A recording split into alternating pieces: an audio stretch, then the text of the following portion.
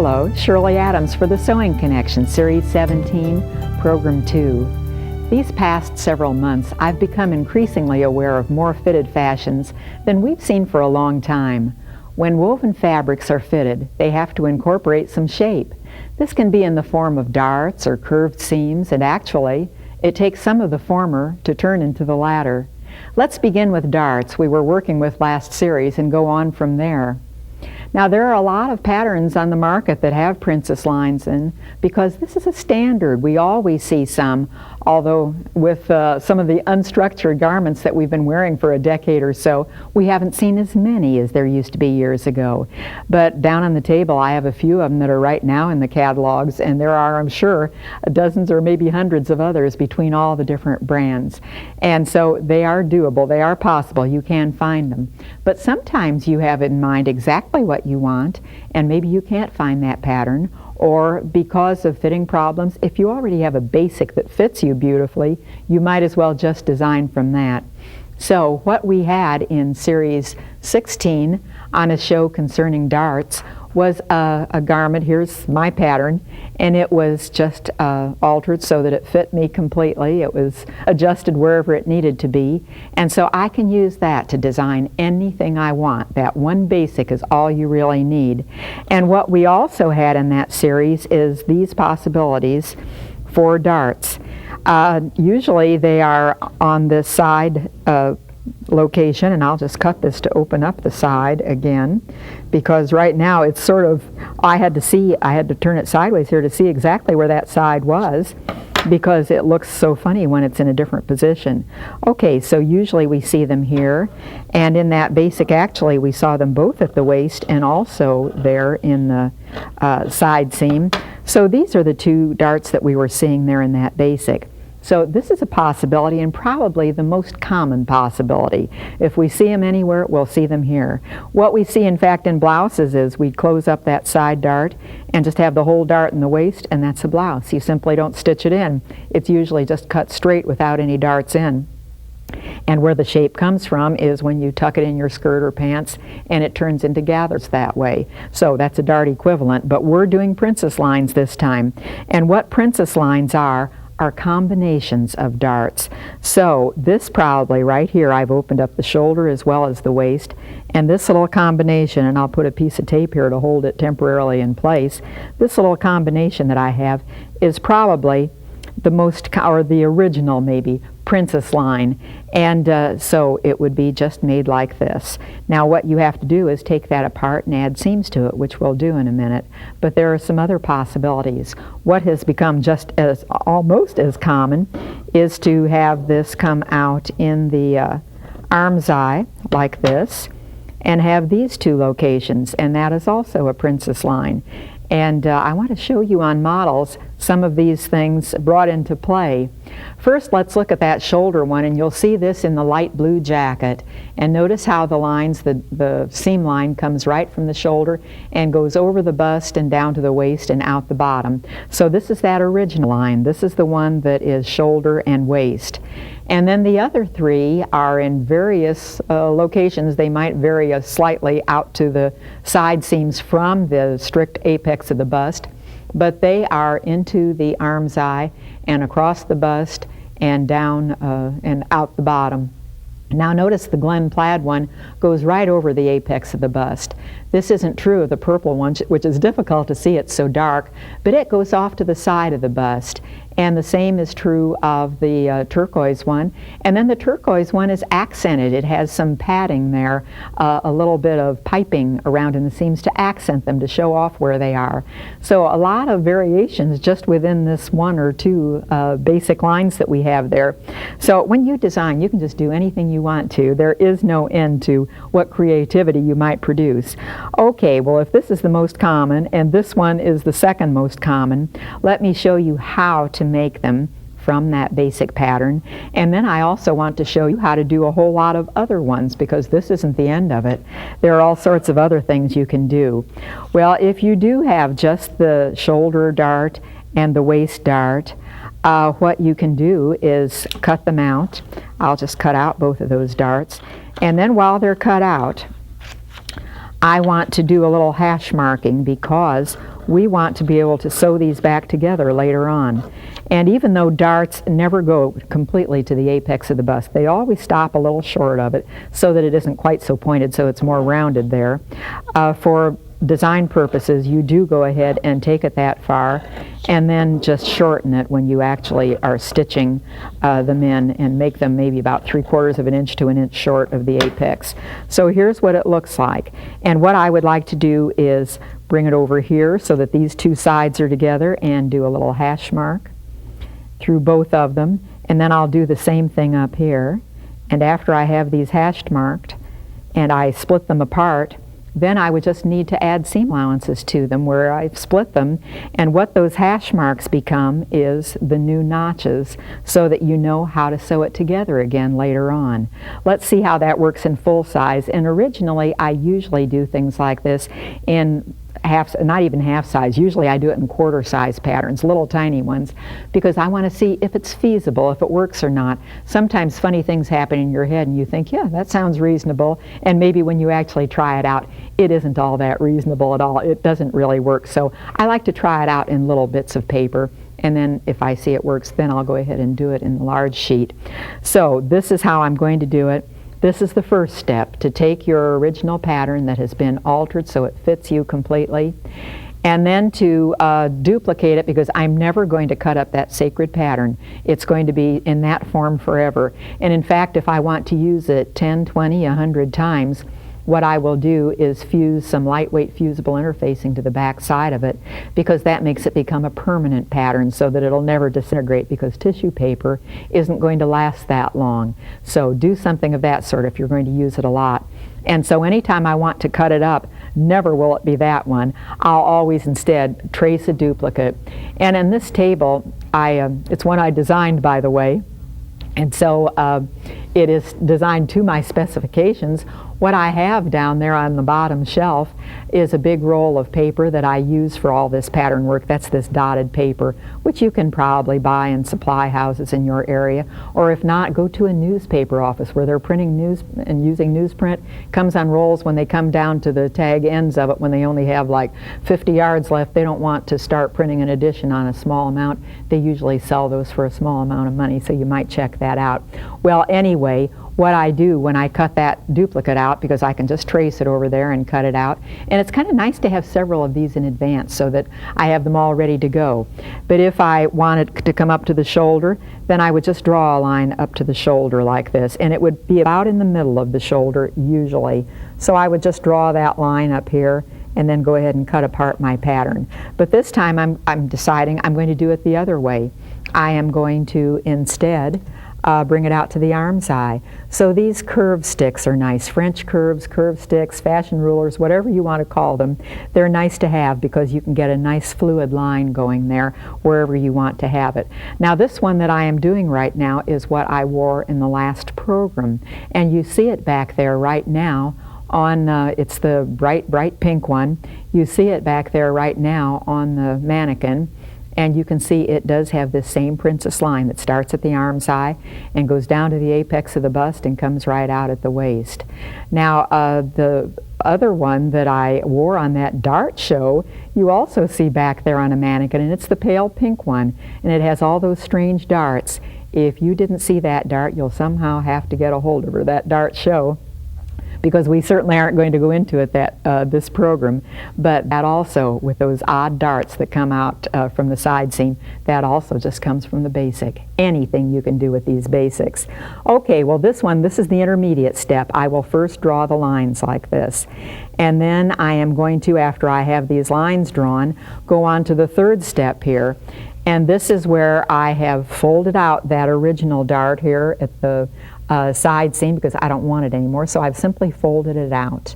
And what I have done with the waist dart is cut it out and just throw it away, because that's where the seam is going to be, and since I'm cutting there anyway, you might as well just get rid of that dart.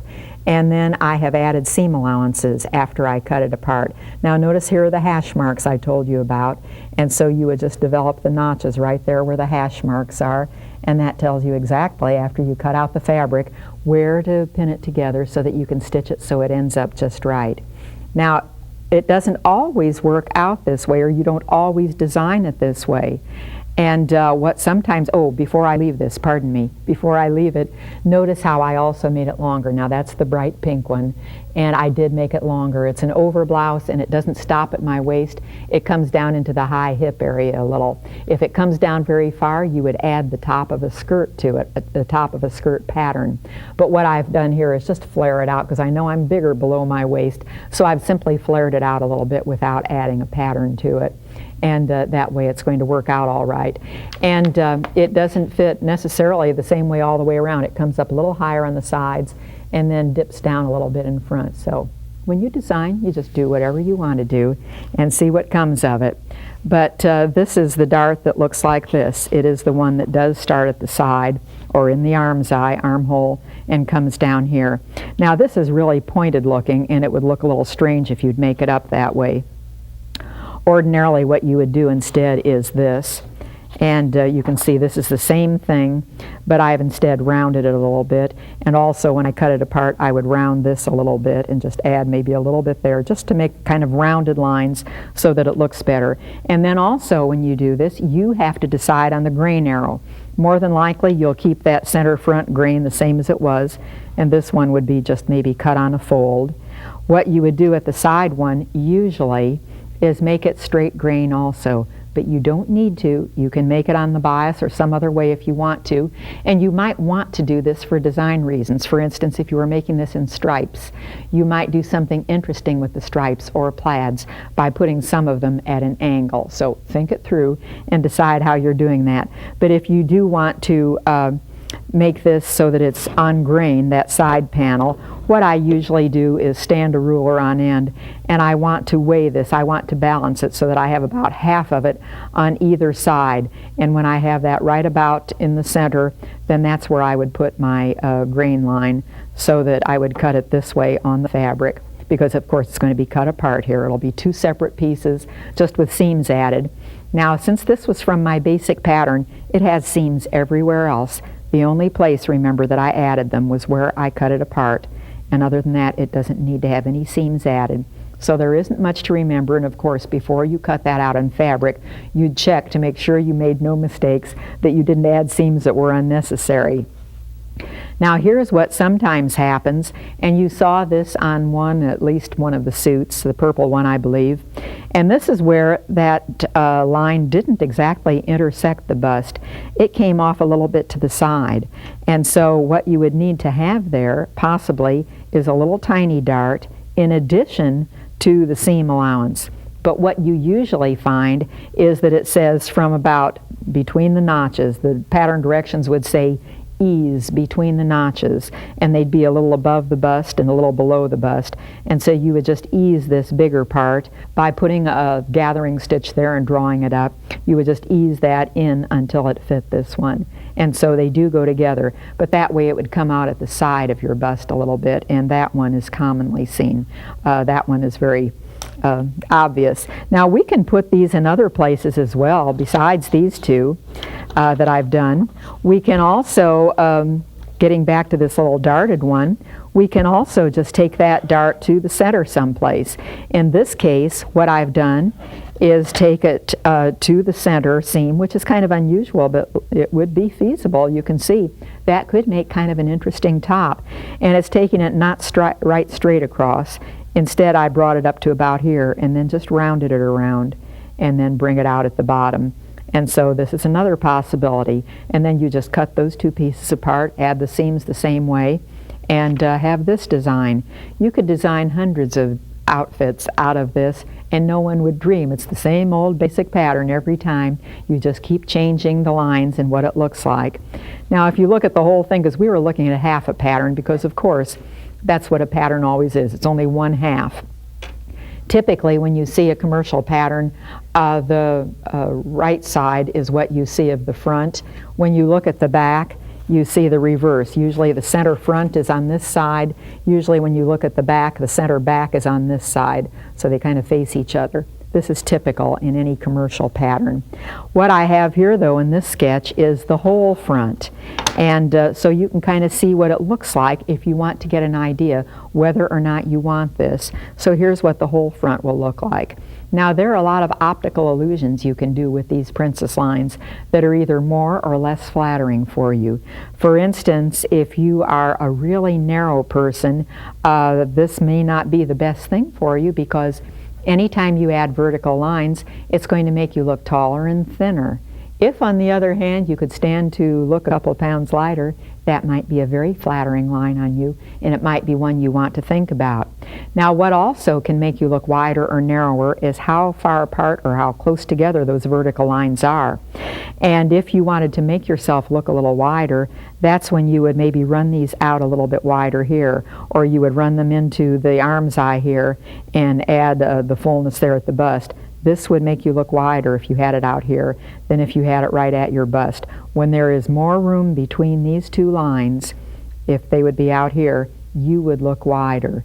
So you bring it in a little bit narrower if you don't want to look that wide. And if you bring it in too narrow, it looks funny and everything looks out of whack. So think about it, and this is a good way to think about it by making these little miniature full sketches to see what they look like. Here's where I'd bring it to the arm's eye, and here's where it's to the arm's eye, plus the little darts or the fullness eased in. So this is what it would look like in the whole thing. Now there are other places you could put these darts or these princess lines. Now strictly speaking, princess lines are vertical lines that come from the shoulders, but we've come to include any other curved fitting lines as princess lines. So I'm going to lump them all together in this program and show you some of the other possibilities.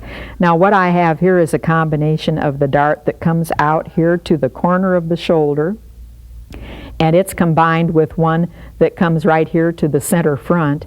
So from here out to here, this is what it would look like, because you probably also curve it a little bit. This might be nice to use also if you're going to color block something. If you want to use a little bit of this and that fabric, this might be a good idea, any of these.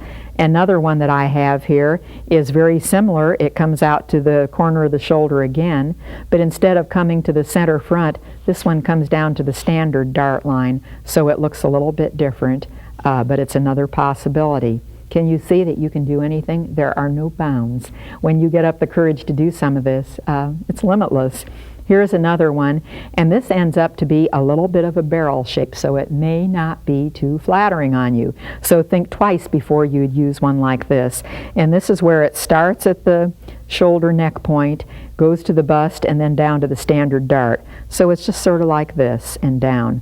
And it's feasible, but do you want to look that way? I don't think I do. I don't think I'll do that. Here's another one, and this one is similar, but it comes right to the center of the neckline. So it would be coming like this, center of the neck down to the dart and on down. So another possibility. Now this is kind of an interesting one, and we see this a lot. It becomes a yoke actually. So strictly speaking, it's maybe not a princess line, but as long as it intersects the bust area, then it has the same fitting capability. And so what that one looks like is a combination of the side going out to the arm's eye here, and then instead of the bottom, what we have here, instead of coming down to the waist, we just have that coming into the center. And it's a little unusual possibly, but it's doable. And so I'll just go ahead and cut a line like that. Just cut the curved line, close up everything you don't want, and open up what you do. And this is what the pattern would, oh, it does not. Yes, it does. It would be like this, but it would be broken apart, and I'm not going to break it apart. But anyway, that's where it is, like this. And so anything's doable. Here's another one that might be interesting in stripes. You could do some nice things with this. And what this is just the side dart plus coming to the center of the waist. And maybe with stripes you would want to bring this to a point instead of curving it around, but it's another capability, and it might be kind of interesting, or maybe color blocked, it might be interesting. Here's one that I just saw as I was leaving this morning as I was coming in, and what I saw was somebody with a line like this right across the bust, and then she had a couple more seams, one that came down here and one that came down here, and that was kind of an interesting line. So that's a possibility. Oh, here I have it done on this one, and so this is also a doable thing. Here's another where it comes into the arm's eye and then straight across, and again it forms kind of a yoke, but it could be very interesting also. Or this one is another one that combines a couple of darts, but it's the waist dart and then coming into the center in this case. So there's no stopping you, is there, once you can start featuring or figuring how you can do this. Now notice what's different about this one. It is asymmetrical. So far you've been seeing them that are balanced. One side is the very same as the other. This one is not. What that means is you can't take this one pattern and just make two layers like that. What you instead have to do is take two pattern pieces and tape them together in front so that you have the whole thing. And then you draw these lines. And one of these lines come from the arm's eye through the bust down to, past the center front of it, comes right there. The other one starts at the side of the neck and it comes down to the bust area and down here. So this is kind of an interesting one, the one that goes across here. It could be flattering. Very often diagonal lines like this are kind of dramatic, and they could be very pretty, even cut on the bias. They could be very pretty perhaps. But remember, any time that it's asymmetrical, it's off balance, that means that you have no choice but to go ahead and cut a whole front in order to do this. And of course, as far as seaming this, it would be the very same thing. You would first of all do hash marks wherever you needed them, cut it apart, add seams, and turn those into notches then after you've added the seams. And usually I wouldn't make my whole pattern. You know, once you realize what you're doing, once you've done it a few times and you're comfortable with it, then you have very little work to do, in that I would never actually probably finish up my pattern piece like this, or not very often anyway. I would instead just remember I need to add seams everywhere, or where I need to add them. What I usually do when I lay a pattern like this on paper is put my pins going out like this, so that as long as the pin extends out beyond the pattern, that reminds me that, whoops, don't cut it off at the pattern. Add a seam allowance here. So any place else I wouldn't have pins extending, just right where the seams need to be, I'd have the pins jutting out there so that I can't make any mistakes, so that it's easy. And down at the bottom, if I'm going to extend it beyond the waist, I would probably just put a pin line or else a chalk line on my fabric exactly where I want the bottom to be, and therefore know exactly how to cut it, because it's a little quicker to do it that way than to develop the whole pattern. So take what steps you want so that it comes out right, but the more of it you do, the more experience you get, the more shortcuts you can take along the line. Now if we do this with a pattern back, it works the very same way.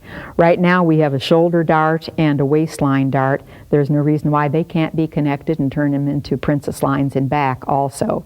Ordinarily, a back is not treated as extensively as a front is. So ordinarily you wouldn't have all the rest of these that I've shown. Very often they are just put on the front of it, and in back it's more simple than the front. So if you want to see yourself coming and going and be elaborate both places, that's quite all right. You are the designer always. Now if you want to do something a little different with the skirt, take a look over there at the pale pink one. And this one I already wore, and I didn't mention it at the time I wore it on that dart show last series, but what it has is princess lines in the skirt. And these are also very, very easy to develop, because what you do with princess lines in a skirt is simply use their darts also, whatever darts are there. Here, for instance, is the front of the skirt, and so I would go to this dart line, the one that's here closest to the center front. Here's an additional dart, but I'm not going to worry too much about that. And let me show you the actual pattern that I developed for that skirt. What I need to find here is the side front. Here it is. And you can see it's the very same pattern as this skirt pattern. I've added seam allowances to it, but it's the very same thing. I left this dart in because that skirt has that dart there. It needed that additional dart. But anyway, this is the side of the skirt. Here is the center front of the skirt, and this was also cut on the fold, so it would be turned over like this, but it's the very same skirt. It just had this dart, and then I made straight lines down. But I've done something in addition to that. Notice that I only came down, however far this is, I think I came down to, like 5 inches above my knees or something, because I wanted to take big steps when I walk maybe. So I started flaring it above my knees, and that kind of substitutes for the usual slit or kick pleat or whatever you have in a straight skirt, but I flared them there. And the way you flare it is simply to take a ruler and decide how much you want to flare it. Here would be a straight line, there and there. So I have flared it approximately 4 inches on every seam line, or a total of 8 inches between the front and back of each piece. Isn't that easy? So it's a princess line skirt, and instead of a little dip here, I've just curved it around there as I cut so that it flows, so it makes a fluid line. Everything's so easy when you work with these patterns. We've added a lot of architectural lines to garments, but there are still other ways to make flat fabric into round body shapes. How about tilting it on the bias and folding it here and there until it becomes wearable? Sound unlikely?